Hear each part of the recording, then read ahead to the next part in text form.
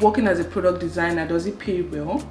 So I would say that working as a product designer is really rewarding, right? So, but then it also depends on where you are. So say you are back in Nigeria, you would earn like less than if you are here in Canada. But then also there are people in Nigeria, I know a lot of people who have international jobs, which is why you wonder why some people are spending money anyhow if you're in Nigeria. You don't know that they're earning foreign currency.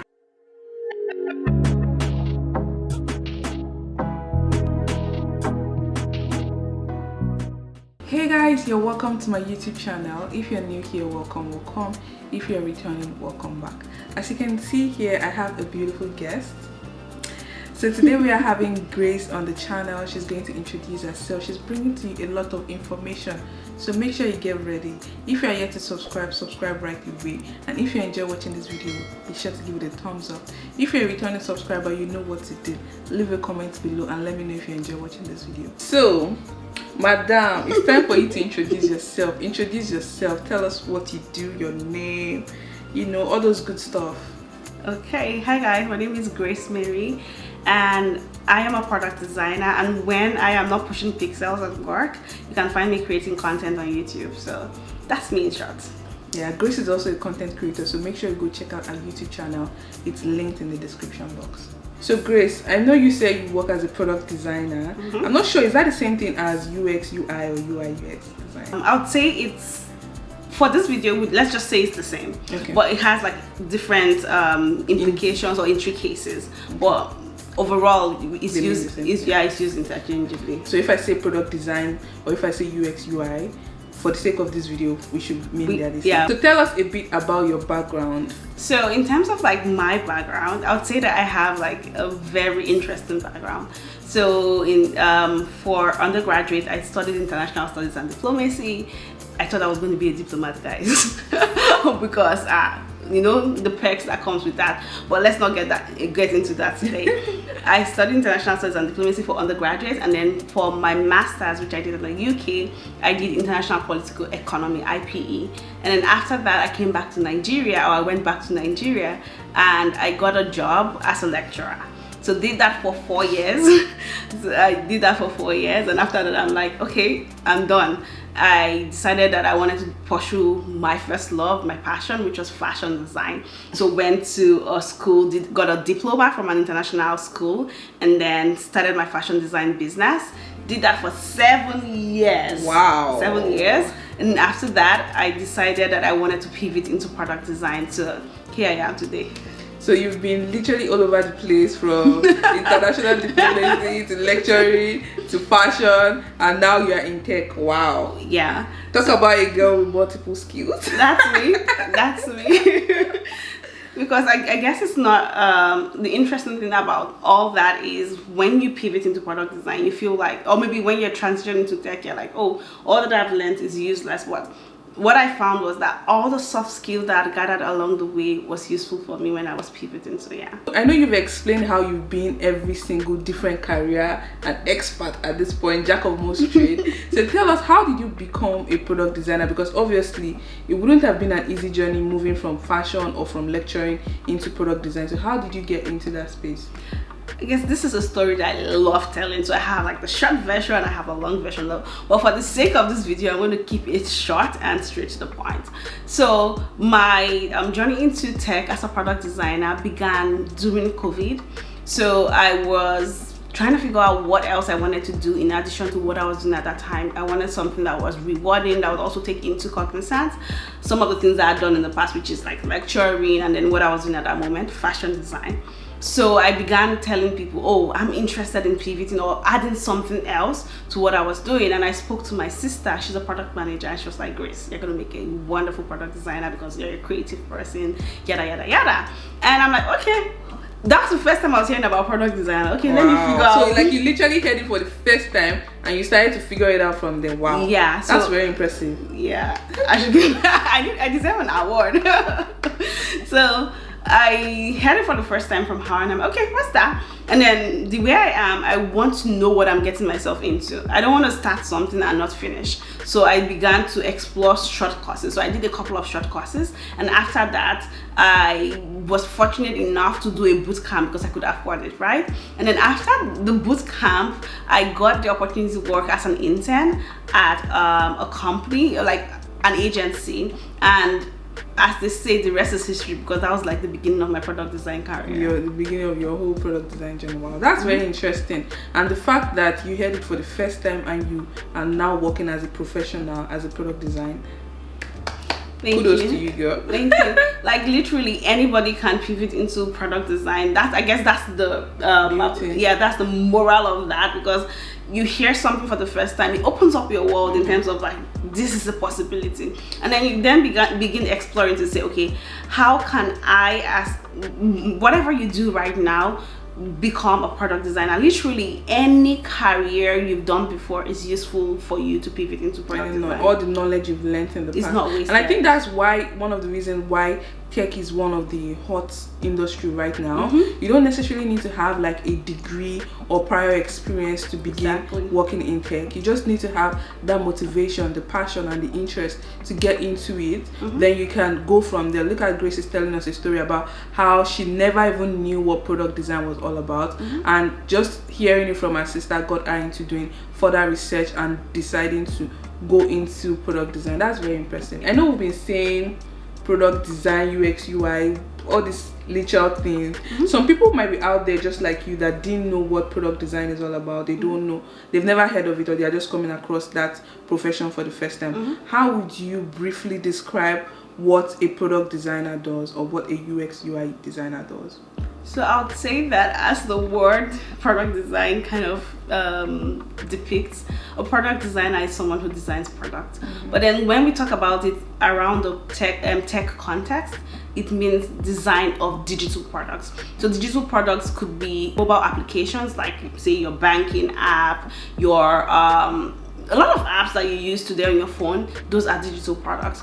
Also websites and interfaces. For example, a car can have say like Tesla has a big screen where you see the interface. So those are examples of digital product that a designer or product designer designs, right, or creates. So that's what UI UX design is. So like something like my Netflix account now, where it has like different movies, different section. Is it a product designer that is also doing that? Yeah, so a product designer comes up with like how, like the visuals of it, in terms of these are the items that we're going to prioritize in on the interface. So how do we simplify, or how do we make the life of you, for example, using this Netflix account easier? Because for example, when you go to your Netflix account, how do you search for product, how do you search for movies, right? Which is why we then come up with things like suggestions or recommender systems, where you can then say, okay, based on what you've watched before, let's recommend this to this person, and then we then design how that interaction will take place. So for example, when you turn on your Netflix, there's a sound.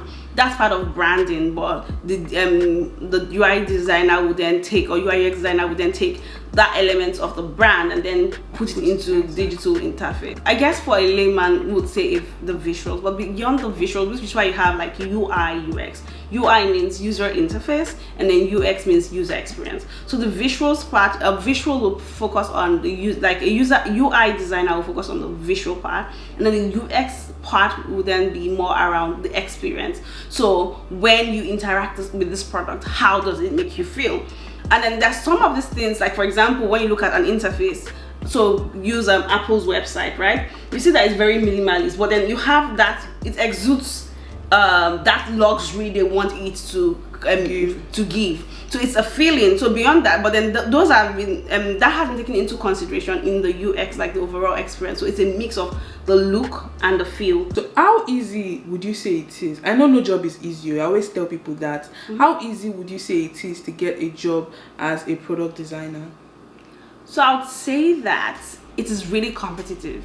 However, there's a sea of opportunities for digital product designers. So literally the world has changed from using physical products to using digital products. So previously you wouldn't have like say a McDonald's app, right? Because you just go physically into the McDonald's store and buy your food or whatnot.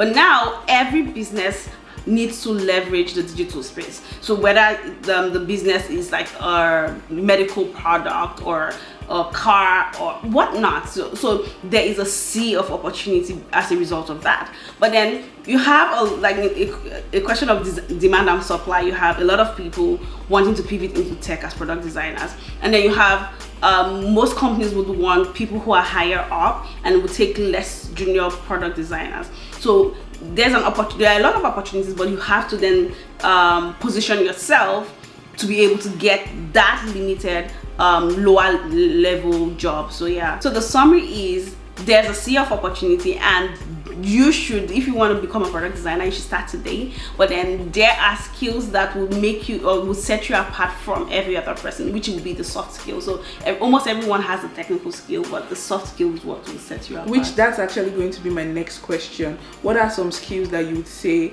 are relevant or important for anyone out there that is watching this video and decides that, you know what, today I want to become a product designer? What are some skills that you'd say they need to have? Okay. So both technical and soft skills. Okay. So I'll start with the soft skills. So the most obvious one would be the eye for visual. So you don't need to know how to draw or use the tools yet when you're starting out, but it's great to have that visual attention. So when you see it in like a visual design, are you able to tell what is out of place, what can be improved? I'll say that's the first thing. So that's the basic skill because it can be nurtured. And then the next thing would be empathy for people. So product design is about the users and how the user feels. So in order for you to create product that people love and would want to tell other people about, you must be able to put yourself in their shoes, empathize with them, so that you are able to create those products that serve their needs, right? And then so beyond empathy, you also want to have a love for business. So love for business in the sense that you understand metrics. So businesses are in business to make money, pun intended, right? So if they are in business to make money, then how do you help the business meet their goal while ensuring that the end users are satisfied? Because if the end users are satisfied, they'll come back to use that product, and then the business will meet their goal. It might be just that the basic foundation of how a business runs. That would be a great one to have, but it's not compulsory. You can always learn it. And then there are other things that I wouldn't go into because then that would make the video really long. But then if you just do like a Google search, you would see a list of soft skills that you can have. And in terms of like technical skills, I would say the basic one would be you need to learn how to use a tool. So there are a lot of tools that people use for digital design, but then the most important thing is that you are tech savvy. So currently the most popular one is Figma. So if you learn how to use Figma, then that would be great. But you also have Adobe. They have their tool that you can use to design digital product, but I think the most common one is Figma. Even if you learn Figma, right, it's important for you to be tech savvy because these tools change over time. So what is in vogue right now, which is Figma, wasn't what was in vogue years ago. So you had other tools that people were using, and then in future maybe something a different tool will come and take over the market. So the most important thing is that tech savviness. So yeah. Do you have to code on your job? Would people that are watching, would they need to learn how to code if they want to become a product designer? So the great thing about product design is that you don't need to learn how to code. That's my next goal. I'm going to become a product designer now. Please come on. I know we have talked about the skills, does it code and all these things. At some point, the money part is very important. That is why some people are even getting into tech. They have passion, they have interest, they have zeal, but they also want to know if it pays well. So would you say working as a product designer, does it pay well? So I'd say that working as a product designer is really rewarding, right? So, but then it also depends on where you are. So say you're back in Nigeria, you would earn like less than if you are here in Canada. But then also there are people in Nigeria, I know a lot of people who have international jobs, which is why you wonder why some people are spending money anyhow if you're in Nigeria. You don't know that they're earning foreign currency. So yeah, which is one of the things that was great about my pivot into tech, because I moved into tech within the fashion design, like if it was a company that had like a fashion market, like a marketplace for fashion designers. So it was still relevant to what I had done like immediately before that, but also guess what, I was earning in euros. Foreign currency. So you were making foreign currency while you're in Nigeria. Yeah. I know you just kind of touched on it, but it's also very important to clarify, because some people out there might be feeling like they've gained this much level of experience over the years, they've worked as this and that, and they just feel like now transitioning into a new profession or a new field now would make them lose all the skills and experience that they've gained in the past. So, but would you say your skills and experience from working as in fashion, working as a lecturer, getting your degree in diplomacy and all these things, would you say they were useful, or would you say they are relevant to you right now working as a product designer? Like, that's an amazing question that I love answering, and the reason why is because, as I mentioned before, product design takes from, like, whatever you've learned before is not wasted. So for me, I literally recounted my experience and my educational qualification, right? I found that, like, that was one of my fears when I pivoted into tech. I was like, oh, will I waste like all the things I had learned? And interestingly enough, I found that all the things that I learned over time was basically is what sets me apart today. So those soft skills, I tell people, product design is like 70% stakeholder management. So literally you do stakeholder management in your day-to-day life. You do it at your current workplace. So literally you manage the expectation of your mom or your dad or your boyfriend or something. So literally you're doing it in your everyday life. Also, product design is about the end users, right?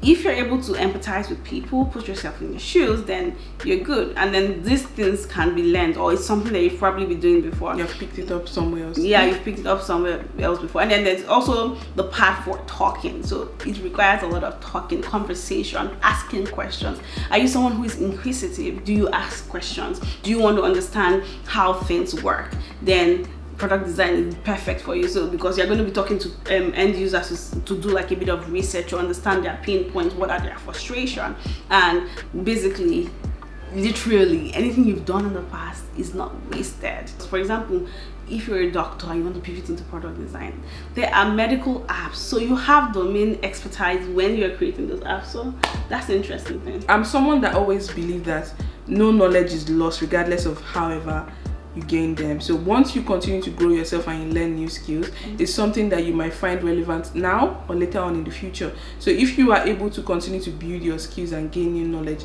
never take it for granted. If you are considering taking a program in product design, we are thinking of pivoting into product design, I encourage you to. Gracie's channel has a lot of information on product design. Make sure you go check her out. There are a lot of free resources on the internet as well if you don't have the resources to afford going to a boot camp. There's Udemy, there's YouTube, there's all of these platforms there ready to provide all the information you need. Anyway, if you enjoy watching this video, please give it a thumbs up. If you learned something new as well, please give it a thumbs up. I'll see you all in my next video. Bye.